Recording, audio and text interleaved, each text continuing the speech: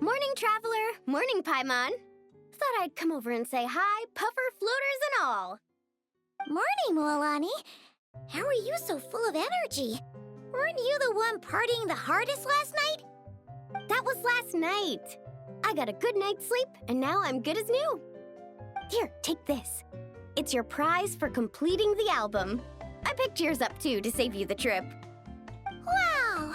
Thanks, Mualani. That was so nice. When it comes to helping people, a good guide always thinks one step ahead, right?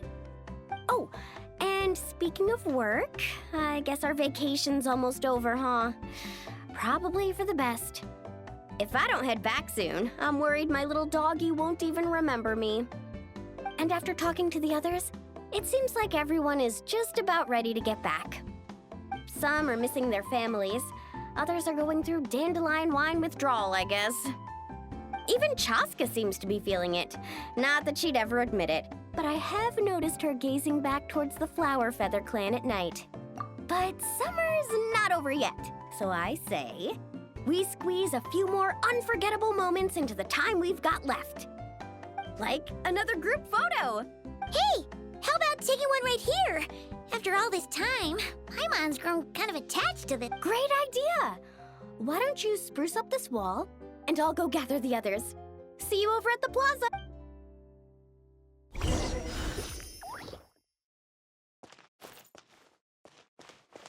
Try and stop me!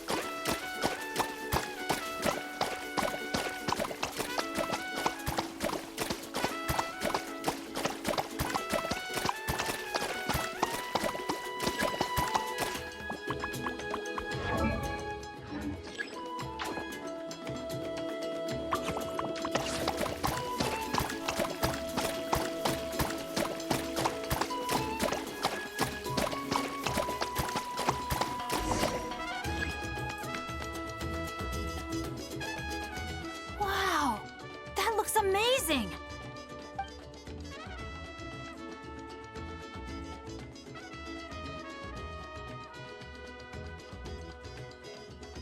Guys, over here! We're gonna take a picture together! Oh, not bad, not bad. You're all looking full of energy this morning. Not a trace of bedhead or dark circles in sight. Oh, you even look out for stuff like that? Well, what kind of guide would I be if I didn't pay attention to the details? Yeah, and what kind of bard would I be if I didn't appreciate a good drink? What's that got to do with anything? Somehow, though, I know exactly what he means. Do you really think that? Or are you just playing along to keep Tone Deaf Bard happy, too? I see no harm in a bit of nonsense. Here, put on this Asha headband. It's a souvenir from the rest of us.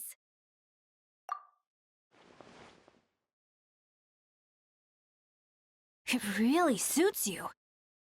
Alrighty then. 3, 2, 1.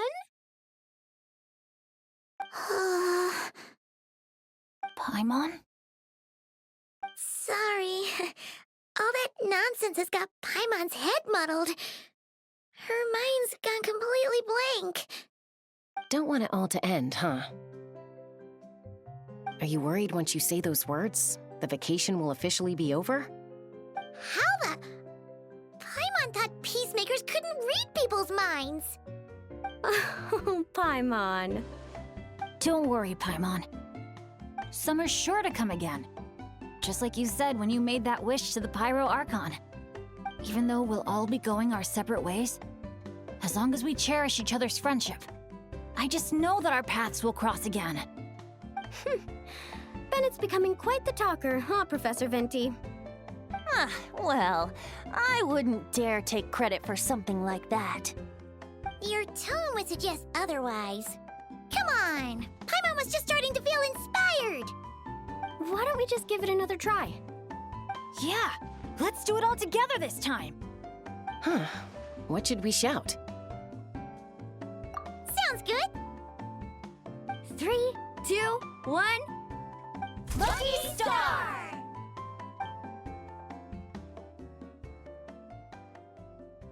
So, what are your plans for the future, Bennett? If you're having trouble deciding, you can always park it in the People of the Springs for a bit. Or however long you want, really. Thanks for the kind offer, Moalani. I actually went to see the Pyro Archon to tell her how grateful I am for everything she's done for me. She told me that the domain we entered was an abyssal simulation of the Mare Javari. It was extremely unstable, and now it's completely gone. Later, when we got on to talking about my future, she said I was more than welcome to stay here in Natlan, but also that she would respect my decision, whatever it turned out to be. And after thinking it over, long and hard, I've decided to return to Mondstadt. You miss your dads, don't you? That's definitely part of it. I promised to tell them everything that happened on this adventure, and I can't go back on my word. But also, when I said goodbye to my mom and dad, I promised them I'd become the most legendary adventurer in all of Teyvat someday. And no adventurer should stay in one place for too long. Bennett. What if your luck starts going downhill again the moment you leave Natlan? It's fine. The warmth and kindness I've experienced on this adventure is enough to get me through all the challenges that lie ahead. As I attempt to shape my own fate, I want to take that same kindness and pass it forward. That's something I've always believed in. Hear, hear! To our leader! To our leader, Bennett! Cheers!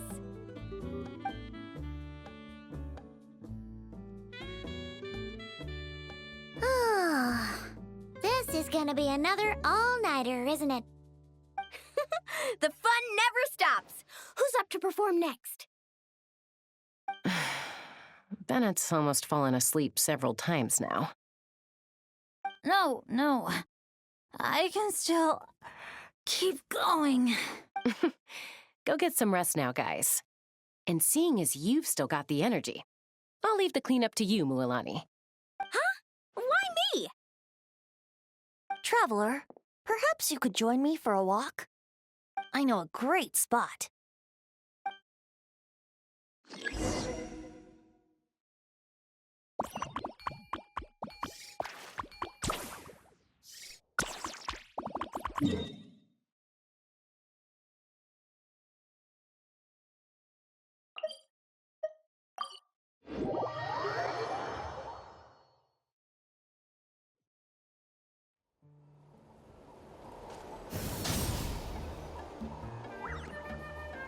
You might be tone deaf, but you sure know how to sniff out a good view. Glad you like it. Some stories aren't meant for the birds. only for the stars high in the sky.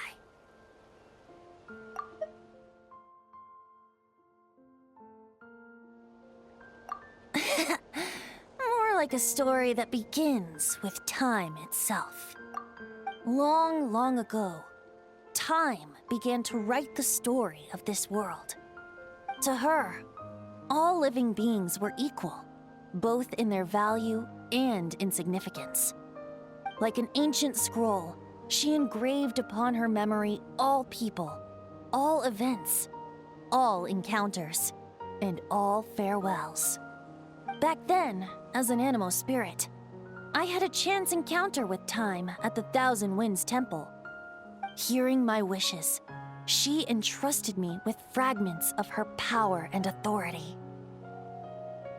Sounds like you've heard the story of time in the wind before. Charming, isn't it? Through the memories engraved in rituals, poems, ruins, and ancient texts, the same beings she considered so insignificant have met her, time and time again. So, this is the story you wanted to share? More like the prologue. The corruption of the Mare Javari is tied to time itself. To put it another way, it is a calamity present in every moment that will ever be. Unlike time herself, I have always cherished many wishes in my heart.